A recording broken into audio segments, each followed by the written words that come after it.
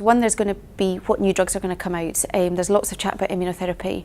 There's been some trials in prostate cancer, some of which look exciting, some then have been a little bit disappointing. I think we're still trying to understand who we need to give immunotherapy to. Some of the trials, I think we've done it in the wrong setting. We've given it to much more advanced people, and we need to be doing that much earlier on. So we need to know which drugs are good, but when to give them.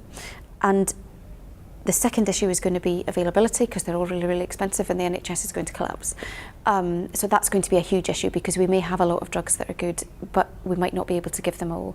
And lastly, when all these drugs come through, we're now going, brilliant, none of the clinics can cope because we don't have space or capacity. And the other issue that we have is that we're not quite sure what order to use them all in. We've suddenly got all these drugs and we go, do we do that first and then that, or do we do it the other way around? And that's going to be the challenge for the next few years, is to take all the drugs that have now come out and say, how do we best order them, and how do we best, for different patients it might be different, it might not be the same order for every single person, and that's going to be our challenge, I think.